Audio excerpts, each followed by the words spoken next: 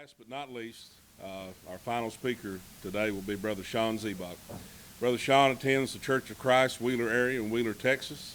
He's been married to his wife Daphne for 31 years. He has 3 children, Alexis, Zane, and Cheyenne, 3 grandchildren, and he's been evangelist for 26 years. He's also a cattle farmer on the family farm, and Shawn is involved in works from the southeast here to the northwest in Washington State and points in between. He, like Ty, struggles with projecting passion in his speaking, so maybe, Shawn, you can muster it up and try to bring us home this afternoon. Very thankful for Shawn. He's been special to me over the years.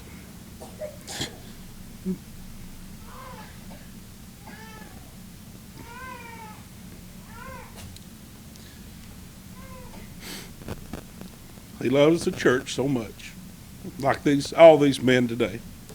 But Shawn, I appreciate who you are and what you do. And we look forward to hearing you today as Brother Shawn speaks about setting the priorities.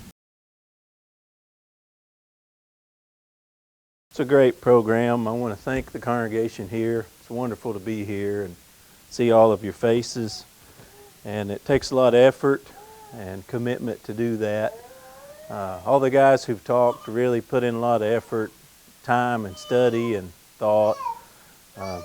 You get up and talk, you don't want to say something dumb. Sometimes you do, but you want to help. You want to say things that are going to affect people and help people. I got to thinking about Wayne. I assume he remembers, I don't know, but we had a regional meeting out in Oregon, and Wayne got up to lead a song, and I was standing at the back by David, and he pitched, do me so, and away he went, and it was good. And he got to the end of the first verse, and I went. And so he raised it, and he took off, and it was good. He got to the third verse, and I went. And he waved me off. Nope, no. And so there's a limit to coaching on some of these young evangelists, you know.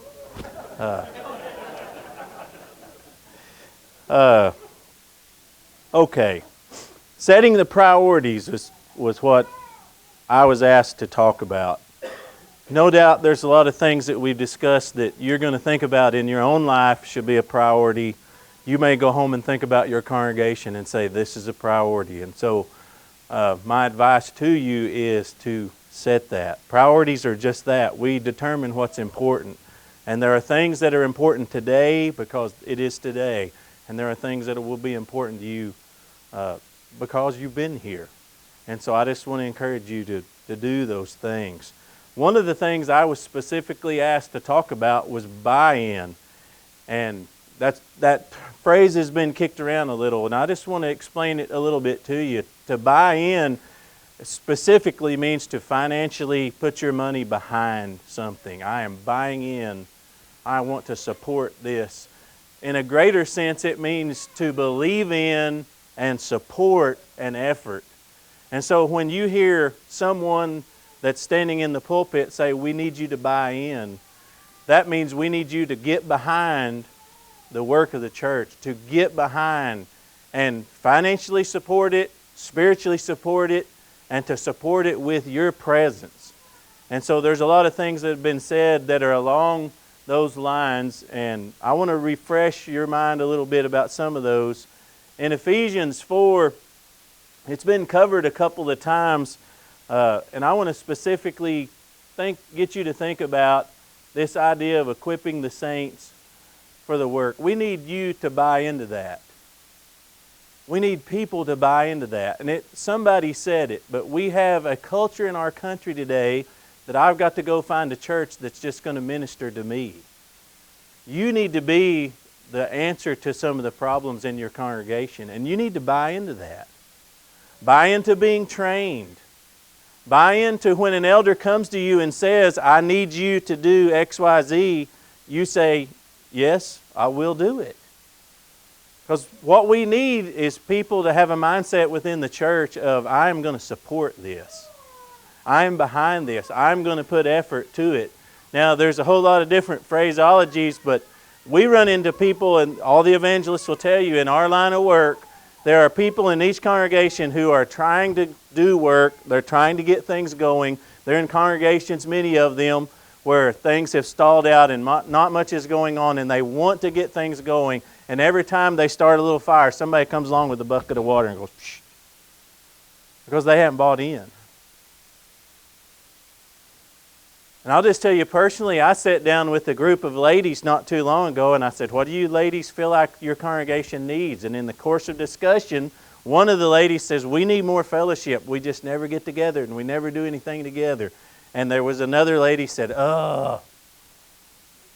And I'm thinking, I'm not getting buy-in. I'm not reading buy-in. And she went on to spill her guts, which was, it messes up my house, and I got to clean my house, and there's the little kids running around in my house, and I got fingerprints on all. And you're going, this is not helping. We need these things happening, and there's a direct result. We need congregations that will thrive. The saints must be equipped to do the work of the ministry and for the body to grow. And buy-in's just one big part of that. So I want to ask you, have you bought in? Are you on the cold water committee? Or are you a cave dweller? Cave, C-A-V-E, constantly against virtually everything. We need people to buy in. And people have long memories about this or that didn't work. I've been in a lot of churches and I go, well, have you tried this? Yeah, we tried that back in '83. Ty tried that. Didn't work. We're never doing that again. Man. We need to look at things and ask ourselves, are we all in? Because if we're halfway in, it's just not going to work very good. This term is used in coaching, this idea of buy-in. They say, well, you know, George is a pretty good coach, but I don't think the team's buying in. I don't think they're listening. I don't think they're following. I don't think the kids are going to do what he's asked them to do. And this happens a lot of times when it comes to the work of the church. Elders come in and they say, we need you to do this. And they go, well, we got this and this and this and this. And I'm willing to be here on Sunday. I'll drop $1 in the plate, but I'm not. You can't have any of our time. And there's all those things that go in with that. And we need to give thought to these things, because if we don't buy in and we don't support, it's not going to work. And people come to me and they come to Ty and they come to Wayne and all the guys and they go, our church is dying. What can we do? And you go, I don't know. I can't think of anything, because everything I've thought of, you go, cold water won't work. I just want you to give thought to what it means to have a group of people who are all working together and have all bought in and go, we're going to make this work. We're going to grow a church. We're going to have a church. There's an enormous difference in that and someone going, well, I'll come to church here, but do you got a good youth program? Oh, maybe I'll come to church here, but I don't like your preacher, I don't like your teaching, or I don't like this or that, or I would go there for this or that. That's an enormous difference of a team of people saying we're all in and we're going to make this thing work no matter what. I'm asking you right now to buy in. All the way. Buy in. Buy into the mission, buy into the team, buy into the leadership, and above all these and all together with all these, there's got to be priorities set. And one of those priorities has got to be the work of the church. And it's been said in several ways, in a kind of a roundabout way, and I want to say it in a different way. It takes work. Period. You're not going to grow a church without work. Now, I got a dear friend. He's a denominational guy, and they bounce from church to church. And he said, our church went from 10 to 1,000 in 3 years. And I said, wow, 10 to 1,000. Where'd they all come from? All those people were Muslims you converted? Oh, no. They're just all church. They're all church hopping. They're going from here to here to here. We're not church hopping. We're not doing the church hopping. We're taking and trying to grow and convert. And this is actual work of the church. It doesn't happen overnight. Just like seeds are not planted and watered and grow to trees overnight. It takes time, and it takes sustained effort from a team of people working in those things. What's better, 1 salesman or 100 salesmen? What's better, 1 carpenter or 100 carpenters? What's better, 1 or 3 in workforce or a workforce of 30? I held a meeting not too long ago in the South and spoke with a set of elders, and we talked about different things we could do. And one of the things they said is, we just don't have enough people to do it. And I said, well, just use what you've got. You've got some people. And I held a meeting there. There were 20 or 30 people every night. That's some people. We got to have everybody on board and everybody working. And if you're here today and you're a part of this congregation here at Fairview, you need to buy in and get involved and help. Do what you can do and get behind it. For heaven's sake, support, and don't be a part of the cold water committee. Don't do that. That's not going to help. Ephesians 4, and it's been said a couple of times. I want you to think about it in relationship to 2 Timothy 2 and 2. The things that you have heard from me among many witnesses, commit these to faithful men who will be able to teach others also. I had a great lesson in my life when I was about 16, and it's one I've never forgot. And that was when I got in the car that summer with Merle Fielder and drove up to Arkansas. And the church changed for me that summer at that age. And it became something that wasn't just at home. It was a brotherhood.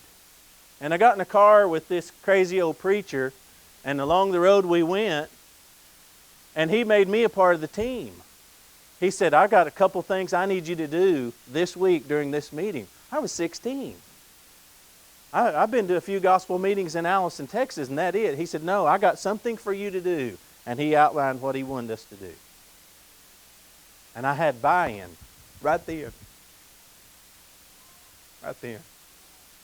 I can help and I can make a difference. I want to tell you, that changed my life, the path of my life. So you church leaders, you parents, encourage your kids and give them a piece of this, because a part of it's theirs. And give them a task and encourage them. Don't give them the task of training the deacons. Give them a little task that they could do. Merle didn't give me an earth-shattering, earth-changing task. He gave me a little task, and it had to do with some attractive young ladies. Part of that was, and I was interested in that, so I did my best. I bought in. I did my best. I bought in. So there's a couple of facts. It takes work to grow the church. And fact number 2 is your congregation will not grow without your blood, sweat, toil, and tears. I really want this point to hit home with you. Your congregation is not going to grow without dedication, your blood, and your toil. Unless it bothers you enough that you stay up nights thinking about it, how can I change it? Unless you'll come here and sweat and grind it out, your congregation will not grow. In fact, your congregation is going to die. It's going to die. Now, I want to just tell you, it's a little research I've done. In the last 20 years, we've had 39 congregations to close their doors. 39. I'll tell you, that is sickening. I ought to be standing up here and saying we got 39 new congregations. That's not the story. Are there some new ones? Yeah. We got about 2 congregations a year that are closing. 2 a year. And some of them, maybe you think about and you go, well, this or that or the other. You think, well, I never was there. Well, I'll tell you what, Max, you ever been to Holdenville? Does that one bother you? Yeah, it bothers you. Yeah. Anybody here ever worship in Chanute, Kansas? Everybody stand up that's worshiped in Chanute. I didn't think it would take long. It doesn't break my heart that there's no congregation in Chanute. I don't know what the building looked like. I don't know what any people was. I don't know anything about that. You know what bothers me? Borger, Texas.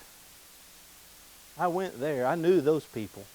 We worshiped together, and we sang together, and we prayed together, and they're dead and gone. And I want to tell you what, your congregation will die without your dedication. So buy in. It's going to take work. Your blood, sweat, toil, and tears has got to be a part of it. Acts 11:23, who, when he came and had seen the grace of God, was glad and exhorted them that with purpose of heart they would cleave unto the Lord. Buy in with a purpose in your life to help the church to grow, to make a difference in someone's life. Luke 5, verse 11 says, and when they had brought their ships to land, they forsook all and followed him. That's buy-in, isn't it? And then Mark 14, verse 50, and they all forsook him and fled. There's the difference in buy-in. Now, I want us all to buy in, but I especially want you young people. There's a lot of young people here today. If you're here today and you're under the age of 18, I want you to raise your hand. Oh, raise it high. Oh, very good. You're under 18, sir? You are? Okay. Okay, you can put them down. Let's just say that a group of zombies that eats old people comes through and kills all the old people, okay? Just play with me. I know it's scary, but it's not real. And next Sunday, all the old people are gone, and it's only the people here that's under 18. Okay? Will you have church? Who's going to preach? One of you? You going to have communion? Who's going to prepare the communion? One of you ladies going to bake the bread? Yeah. You will? Good. You're pretty good at it. I'm asking you to buy in. Would the church carry on if it was just on you? Well, it is. This is true. It is on you. It's on you today. It's coming in just a few years. And dedicate yourself and buy in today. Make this a priority in your life. They forsook all. I want you to think about that. They forsook all. And I want you to think about Jesus walking down the dusty road and the disciples behind him. And they're coming along with Jesus. And Jesus looks back at one of them and he's got fishing rods and a fishing net and he's dragging along. He's going to go, what are you doing? Well, I may need to fish. That's not buying in. That's just part way. We need to forsake all to support the Lord and follow the Lord. Okay, number 2. I've been asked to talk about the reality of a financial commitment. And I've got several passages I want to go through. Ty really set me up good because it is a responsibility for us to teach on these things. And I think evangelists have really dropped the ball in not teaching as much as we should on finances. So I want to ask you to begin with me today in the book of Acts, chapter 2, verse 37. He says, now when they heard this, they were pricked in their heart and said unto Peter and to the rest of the apostles, men and brethren, what shall we do? Then Peter said unto them, repent and be baptized, every one of you, in the name of Jesus Christ for the remission of sins, and ye shall receive the gift of the Holy Ghost. I'm sure you're familiar with the passage. This is in the beginning in Acts chapter 2. He says, for the promise is unto you and to your children, to all that are far off, even as many as the Lord our God shall call. And with many other words did he testify and exhort, saying, save yourselves from this untoward generation.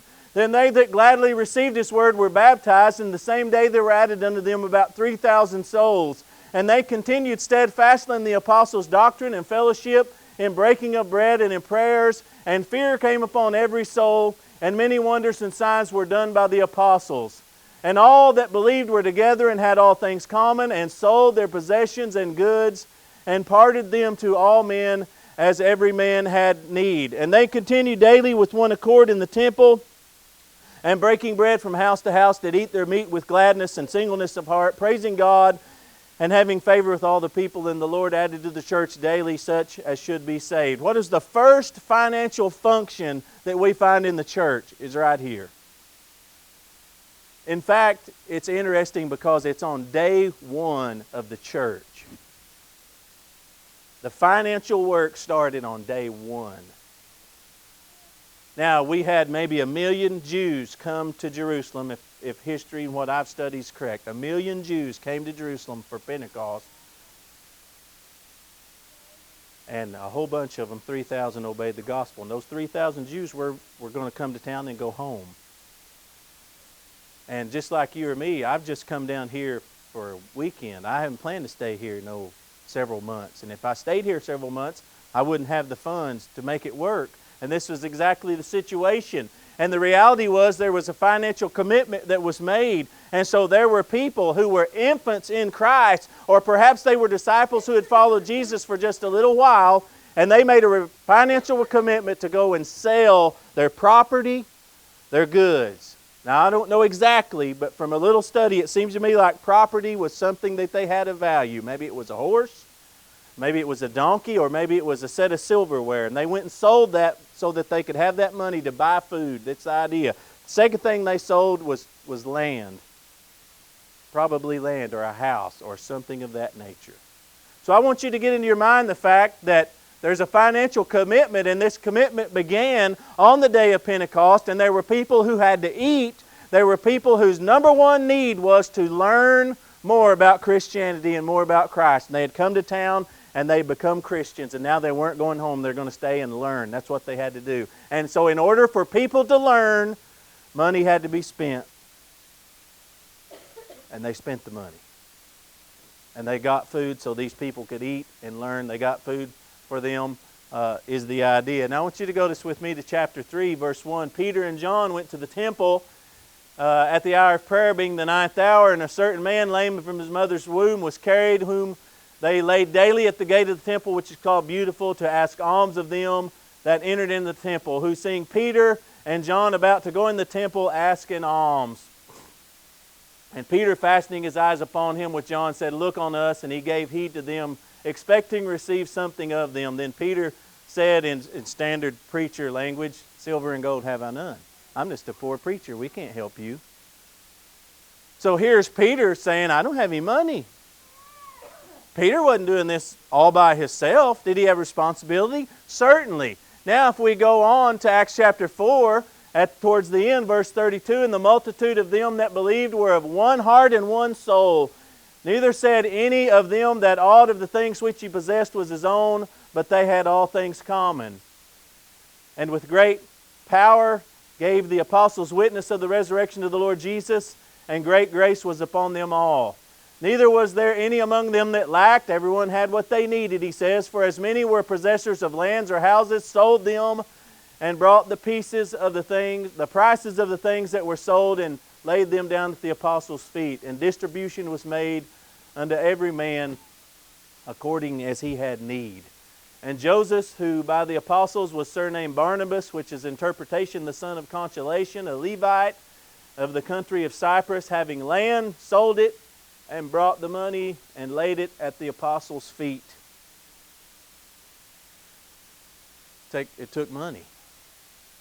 It takes money to do church work. It takes money to have a church. And I think we've shied away from the subject, but it's a fact. Now, I'm just going to say that I apologize to my wife ahead of time, because I get home, I get in the car, and I go, What do you think? She said, You said it takes money too often. Or you said this too often. I don't know that I'm going to say it too often, but I want you to know they had a big financial need. 3,000 people need to eat. I mean, a couple of meals a day. 3,000 people. It's a lot of money to feed all those people. Maybe they didn't all need fed, but it took a lot of money, and so they began to gather money. And they took this money and they fed those people. Why? So that those people could learn. And they begin to learn. And so here we've got Barnabas, who decides, I'm going to sell this land. I don't know what kind of land it was. Farmland. Maybe he had invested in land. Maybe it had a house or a home or a well or a vineyard or something of that nature. But he looked at this and says, for the cause of Christ, I'm going to sell this and give this money. And can you imagine the scene where he walks up to the apostles and he's got a bag of gold and he lays it at their feet. Use it. Use the money. And they did. You know, it cost me, and I'm just going to be honest with you, it's going to cost me about $900 to come and be here with you this weekend. Time I got a plane ticket and rented a car, And it might be slightly less than that because Max gave me a room. I had a room rented, and Max and Christy let me stay at their house, which helped me. It's probably going to be around $700 for me to come here and go home. It costs money. It costs money for every single one of you to come here.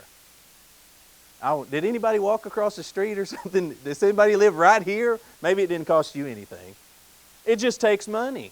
It costs money to preach the gospel. It costs money to go across town and do a Bible study. It costs money to have these lights on, have carpet, and have projectors. We bought projectors in our congregation. 2 projectors was $6,000. It costs money. And we could figure out the money, how much money, and figure out how much per every baptism. We've had 1,115 baptisms, and we could put a pencil to it and figure it out. And I don't know what the number is, but you know, it may be $50 a baptism. Or $100. I don't know. It just costs money. And it'd be great if we could figure out a way that it didn't, but it does. It just takes money to do it. 1 Corinthians 16, verses 1 to 3, now concerning the collection for the saints, as I have given the order of the churches of Galatia, even so do ye. Upon the first day of the week, let every one of you lay by him in store as God hath prospered him, that there be no gatherings when I come. It's probably the most quoted verse in the Bible that has to do with money. But I want to look at the next verse, verse 3. I clicked too many times. And when I come, whomsoever ye shall approve by your letters, them will I send to bring your liberality to Jerusalem. Now, I'm going to just tell you, if you study about money in the New Testament, there's a whole bunch of terms that we don't hardly ever use in the way that they're used. Liberality, he's talking about money. Grace is used for money. Brought on their way by the church is a phrase that means money was spent.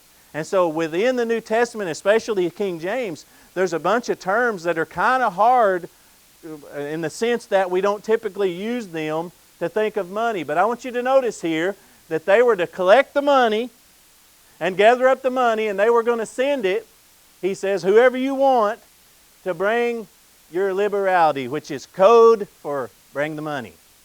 That's what he's saying. Now then, so liberality equals money, and grace equals a financial gift. So I want to go to 2 Corinthians 8, beginning of verse 1. Moreover, brethren, we make known to you the grace of God. And I'm going to tell you what he's describing here is money.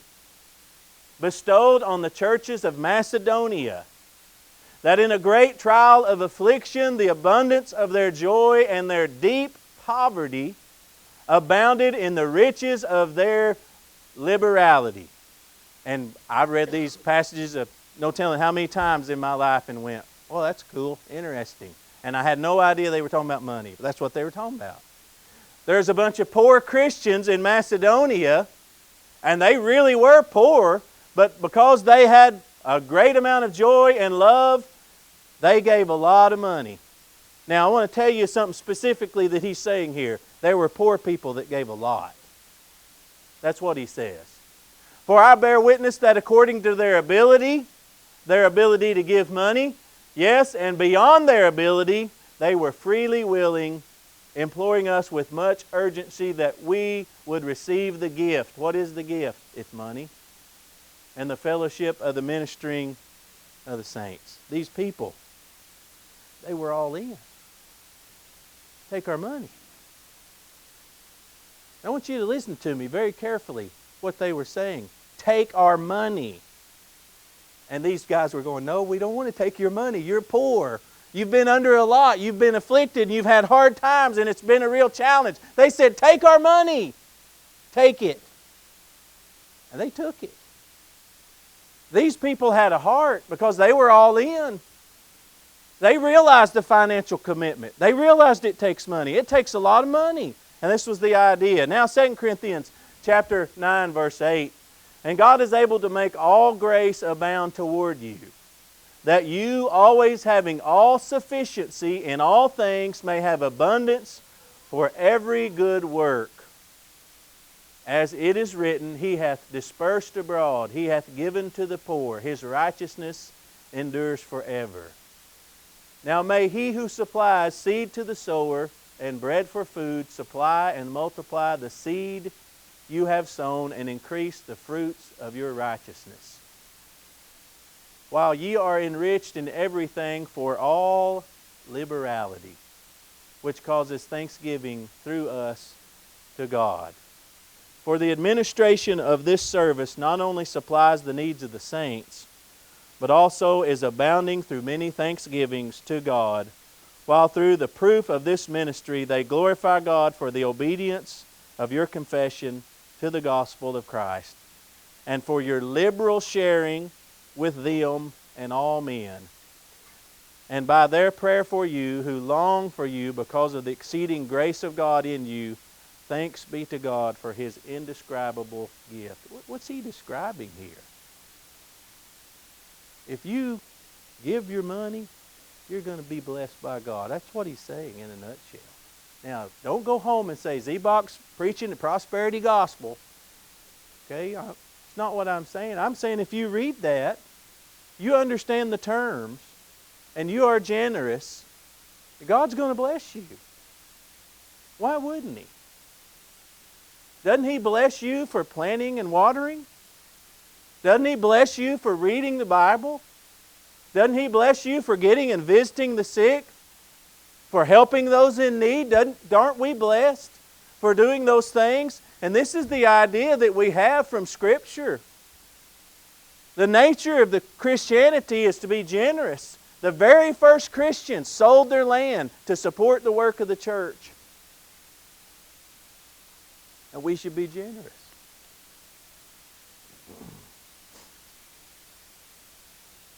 Wheeler, Texas.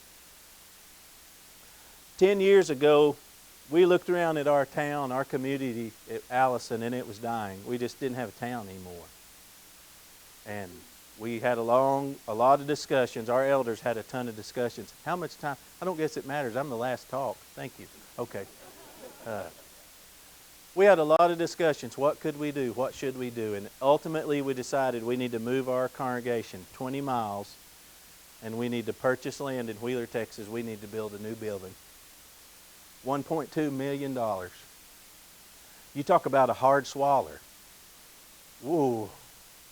Because they came to me and said, what'll it cost? I said, I think we can do it for $800,000. I was pretty close.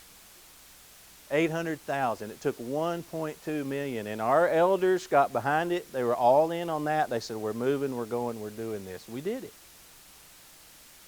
Now then, along the way, and almost at the end, one of the elders comes up and says, we're not going to have any projectors. No projectors, we're out of money. And I said, what? $1.2 million? And we're out of money. Yeah, we're out of money. And I go, how much are we short? And they said, $10,000. I'm going to tell you how I had this look right here on my face.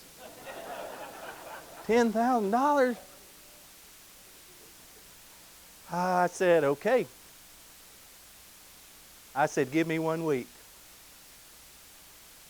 And this elder says, what are you going to do? I said, I'm going to get the money. I'm getting that money.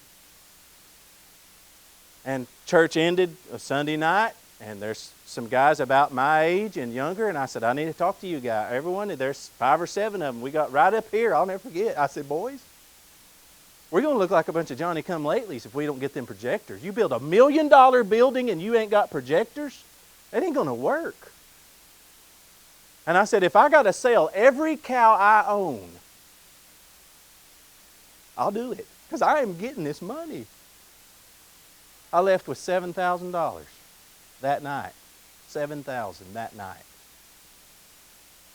And before I could sell my cow, we had 12. And in 1 week, I brought $16,000 to our elders. Let me tell you something. We got the money. No, I don't want you to misunderstand. I'm not saying we raised the $16,000. What I'm saying is we have the money. You have the money. We have money. It's all a matter of priority. Now, after I handed this money to my elder, I looked like that. Now, people come to me all the time, and I tell them we just paid our building off, by the way. $1.2 million we paid off in 9 years. And I'm so glad we built our building because Gunner's looking at $3 million or $4 million. So I'm very thankful we did. It's going to cost a lot of money.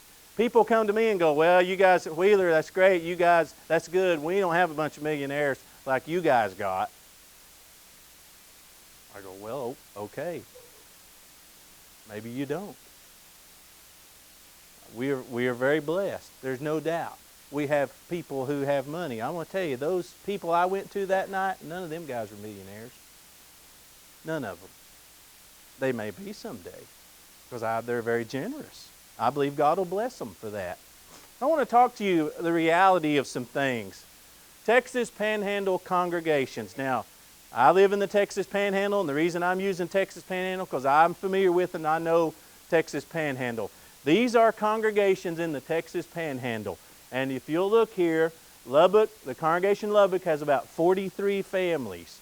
Plainview is about 100, Amarillo is 65, Dumas and Flomont a little smaller. Crosbyton's the smallest with 3.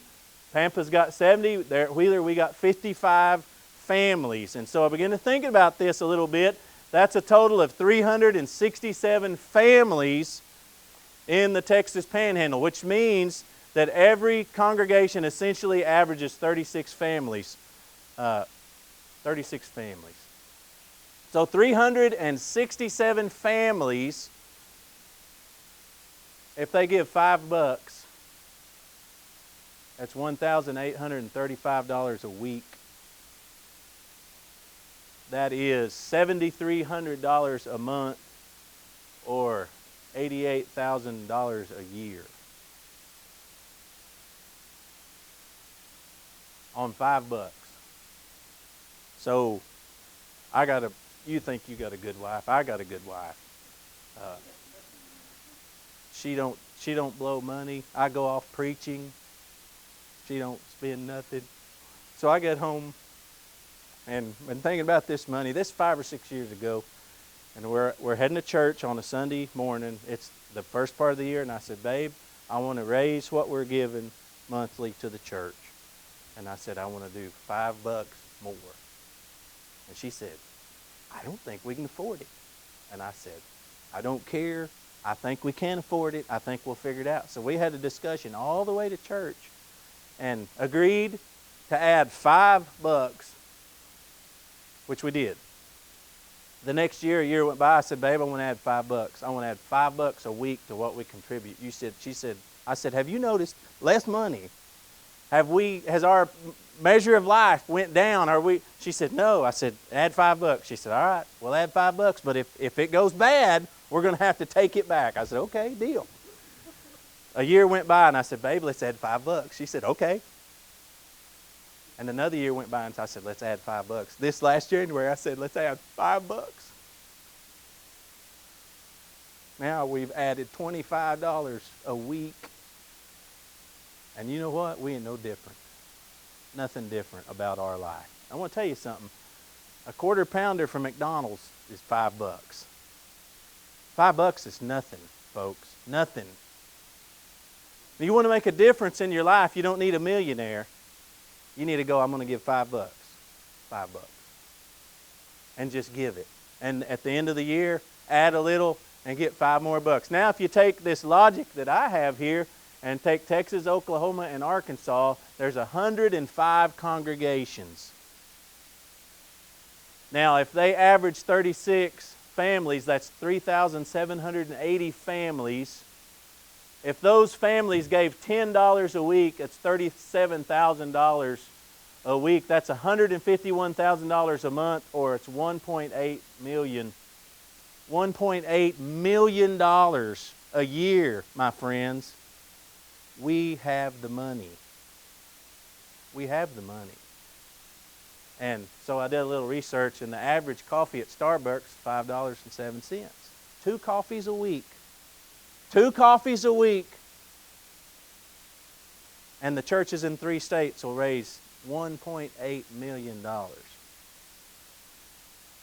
Now, I want to just tell you something that hurts me and it bothers me. I call congregations constantly trying to raise money for evangelism, for evangelists who need support or lost support. I call begging for money for Nigeria. I call for all kinds of different things saying we need money, and people are great to help. But a thing that I hear over and over again is, well, we can't do anything monthly. We just can't do anything monthly. I want to tell you what, the early Christians sold land.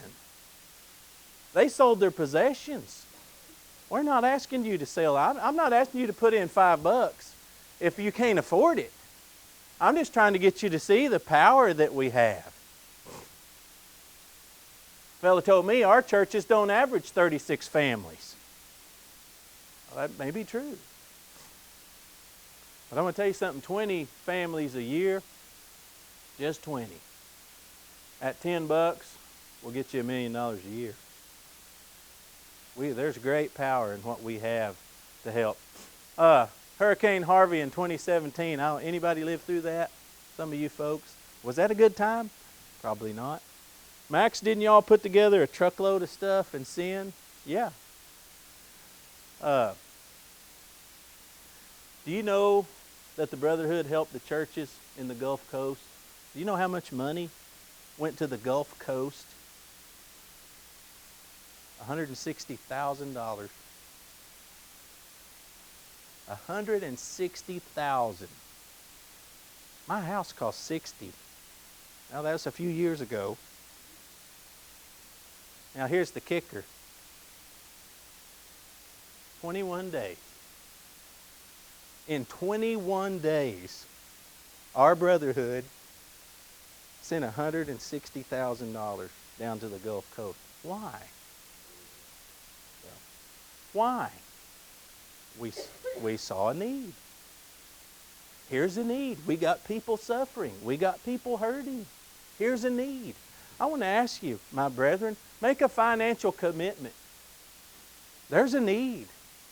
Ty just talked about we need more evangelists. We do.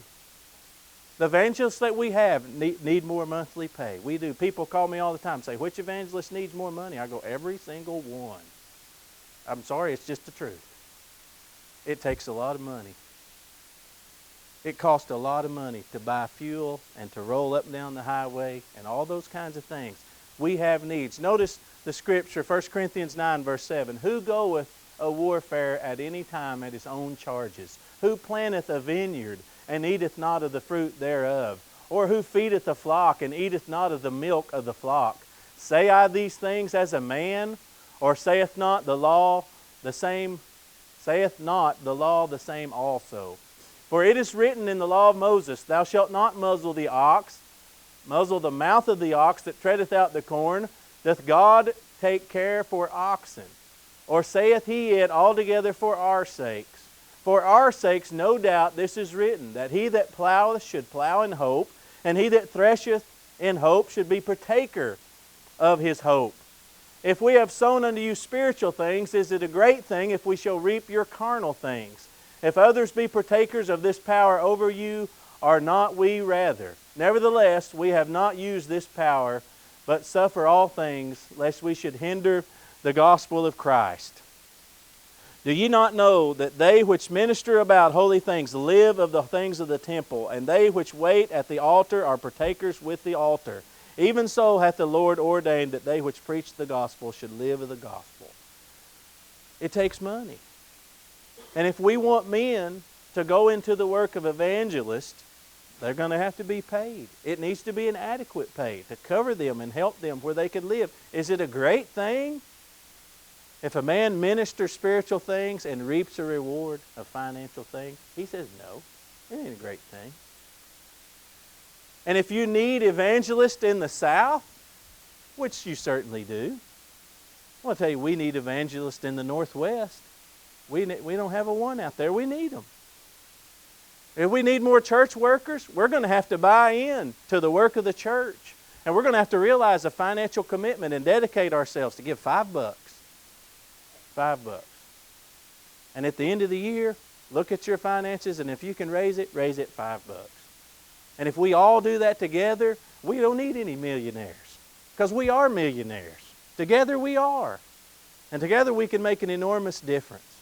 So set a priority of embracing the financial need. They're great. Yes, they are. But together we can do that. We can do those things.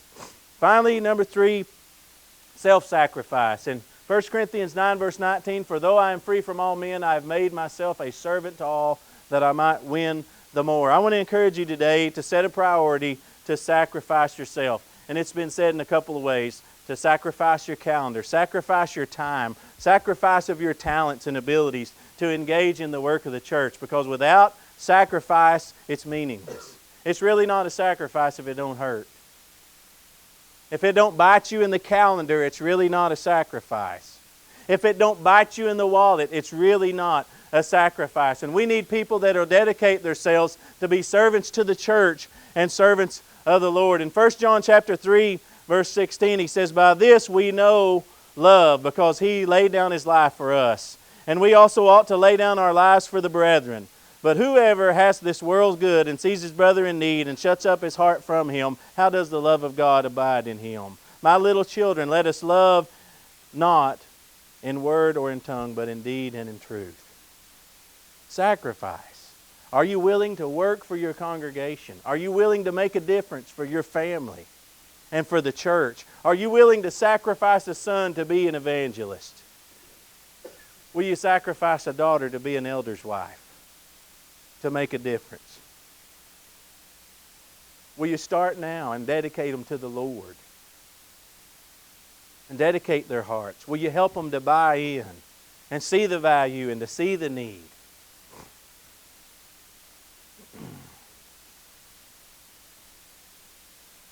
A gut check. What is a gut check? Do you know? I believe a gut check is when we stop to evaluate, do we have the resolve to do this? Do we have what it takes?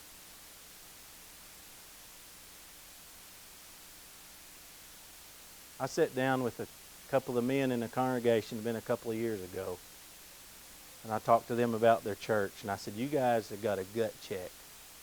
And they kind of looked at me like I was crazy. People do occasionally. This is a gut check day right here today.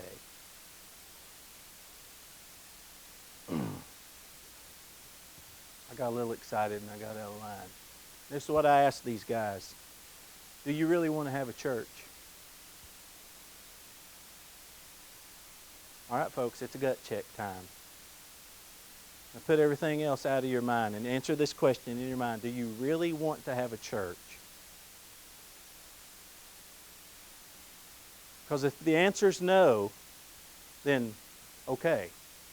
It's okay if your church closes its doors.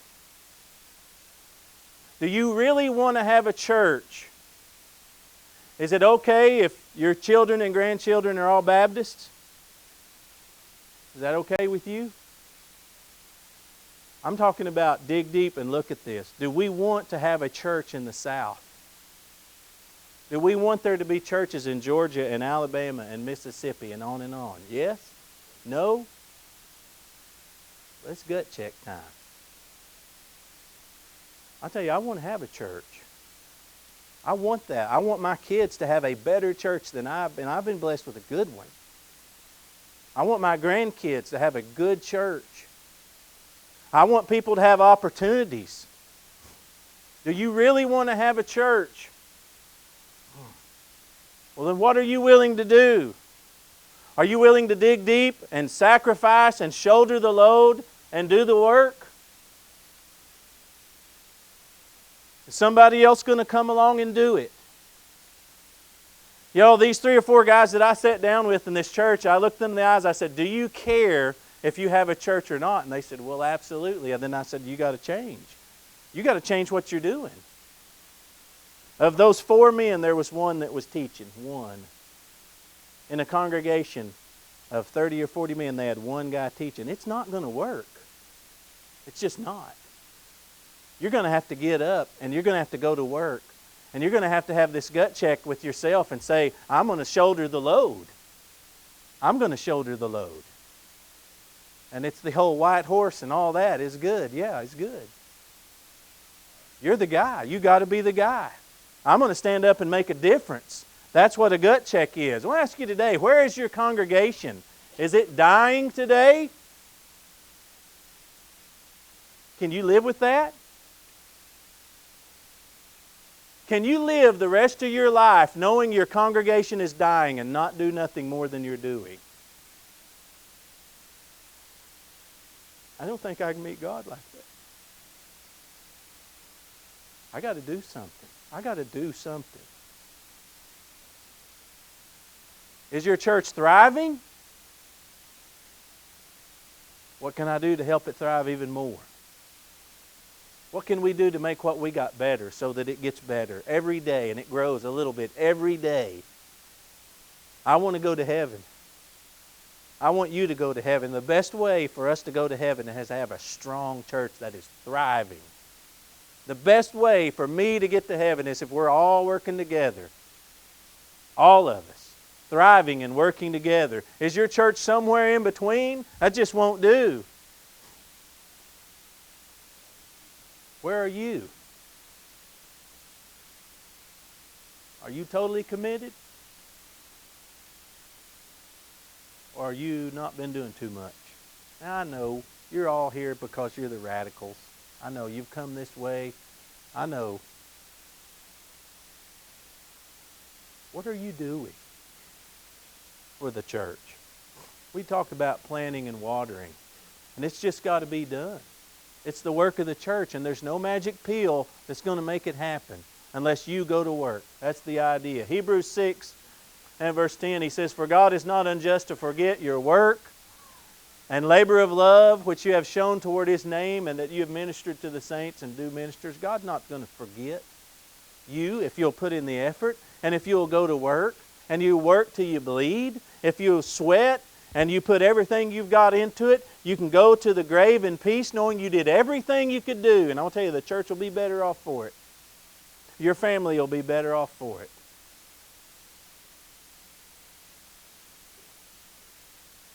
I'm a history guy. I like history, and I read a lot of history, and that may make me boring, but that's okay. During World War II, Germany had caused chaos, and they had taken over several little countries. They conquered France in just a few days. And England was sitting there, and there were people that were in the government saying, "We just got to go resign. We got to go tell Germany we surrender." And there wasn't even a German boot in England. There wasn't a shot fired, and there were people saying, "We got to go give up. We got to give up." Well, then a man named Winston Churchill became the prime minister, and he made a lot of changes. One of them that he made was this right here. Action this day. And this was something he put in effect. And he would write a memo, and that, by the way, that's his handwriting. If it means anything to you, and he would send out these memos that said action this day. And then it would say report in 3 days. Now, all this stuff we've talked about today has been great, and the guys have done a great job, and I've enjoyed every bit of it. I've enjoyed it all, and I want to thank you. But I want to tell you, all this means nothing if you don't act. Act today. Go talk to somebody today. I want to ask you something. Do you think if you go ask 10 people to study, you'll get 10 no's? You sure might. You think if you ask 100 people to study the Bible or to visit your church, you think you'll get 100 no's? I doubt it. I bet you get a study or a visit. If you ask 1,000 people or 10,000, it takes work. To grow the church takes work, and we've got to have action this day. You need to go home and go to work. You don't need to sit around and think about this too long, or you'll get busy and you'll just get back in the routines of life. You need to get up and you need to act. And we've got to do something today for the kingdom of God. Maybe that is read and study and develop your talents. Maybe that is go to a hospital and see someone. Maybe that is get up and go and help somebody that's in need. Or maybe that's go talk to a friend that you've known for a long time and you keep saying, I'm going to ask them to study. Get up and act today. Action this day. Get up and move today. Or it's meaningless. It just means nothing. It means nothing if we're not striving, if we're not sowing and reaping, if we're not working the work of the kingdom. Let's work. Our lives are short enough the way it is. Act today.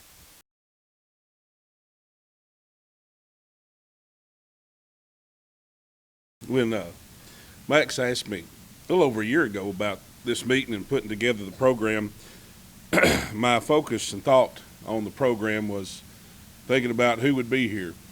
And I know we're from a lot of different places, but for the most part, most of the congregations represented here today would be considered smaller congregations, especially here in the Southeast. Now, I want to ask you something. If you consider your congregation a small congregation today, when you have services at your congregation, does God hear your singing? When you pray at your congregation, does God listen and bend His ear to your prayer? Does God bless His word in your services? Is God present at communion? Because I say, brethren, if He is, no matter if you're 10 people or 20 people, however many people are gathered there, if the Lord is there, you have a purpose to be there. And this is our purpose. Not for glory or accolades, but simply to give glory to God and give Him what He's asked us for. We can't sit around and say, woe is me, woe is me. Look at our congregation. We're just a few. But instead of saying, woe is me, we need to say, woe unto us if we preach not the gospel. If we don't get the message out. We have exactly what the world is looking for. In your congregation, no matter how big or small your congregation, we have exactly what the world is looking for. People look for satisfaction, true satisfaction, lasting satisfaction. They can't find it in the world. It's not out there. But they find satisfaction in the church. They find true, fulfilling satisfaction in the Lord. And it sustains. We live in a world where people take their lives because they can't stand their past, because they can't stand who they've become. And you and I have an answer to that they don't have to give up, that their past can be taken away and stripped away, that would never be remembered anymore. They want a reset. We have an answer that they can have a reset. They can start over again. They can become brand new. Like the past never happened. And that's what you and I have to offer. Imagine today if somewhere in the world there was somebody that had the cure to cancer. And you and I know what a devastating disease that is. And we've lost people that we love. And we watch people contend with that terrible disease. And how cruel it would be for somebody to know what the cure to cancer was and to hide it from the rest of the world. Brethren, you and I don't have the cure to cancer today, but we have the cure for sin. And if we hide that, how cruel would that be? To hide what saves a man's soul. Jesus is not concerned with the cure for cancer. He's not concerned with saving man from his flesh. He's worried about saving man from his sin. And that has to be the responsibility of you and I. And our men, we need to stand up and we need to act like men. Quit ye like men. Act like men. Do those things that God's called you to do. You women likewise. You need to, there's women in this building today. You don't have to stand up here in a pulpit to say anything. There's women here today that can speak a word and have as much impact as the 4 lessons that were given here today. Because of their love and concern for the church, because of their meekness, because of their gentleness and their tender touch. You women have a power. And you must use that power. You have a gift. if we find ourselves blessed with material things, we need to use those blessings. If you're not in a position you don't think you can do the work, you need to fund the work, that the work be done. If you live in a house or an apartment or a tent, you need to take that thing and you need to glorify God in it.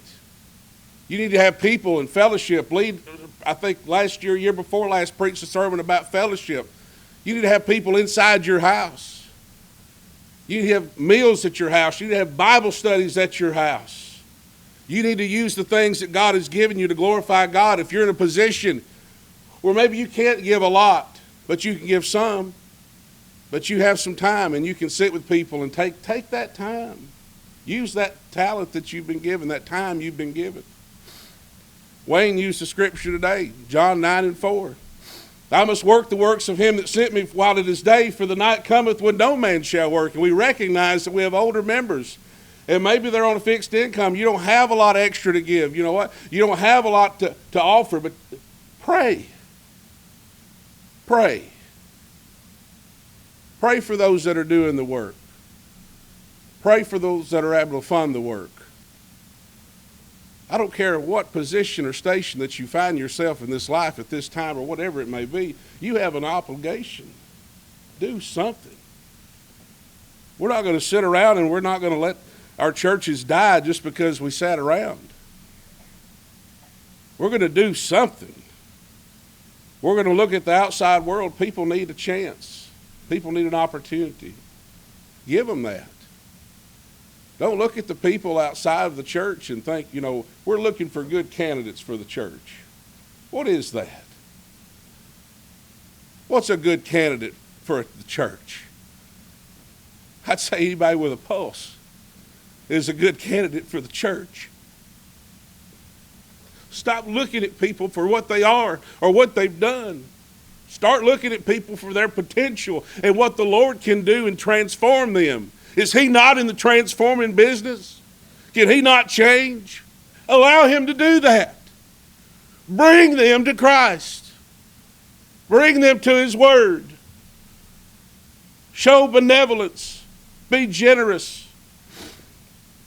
If the owl that Mama Lisa has gets knocked over by some rowdy young'un that comes over to Ty Lisa's house for a Bible study, but that Bible study leads to conversion, God bless. We'll live without the owl.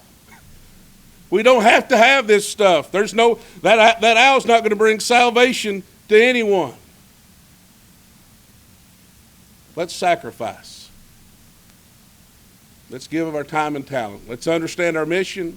Let's be a member of the team. Let's work towards leadership and let that start with our self-sacrifice and let it build up to strong families, to teachers, to leadership. Let's do those things today that we have to do, because you and I aren't promised a lot of time. But let us do with what the time we have, and let us glorify God. And when the time is over, let him say, well done, because we picked up the sword, then we went for the fight. Let's not go quietly.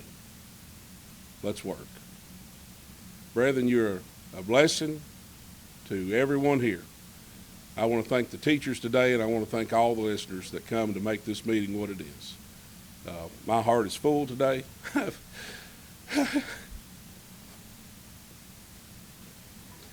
I've sat here today all day with a tear on my cheek, and I'm thankful.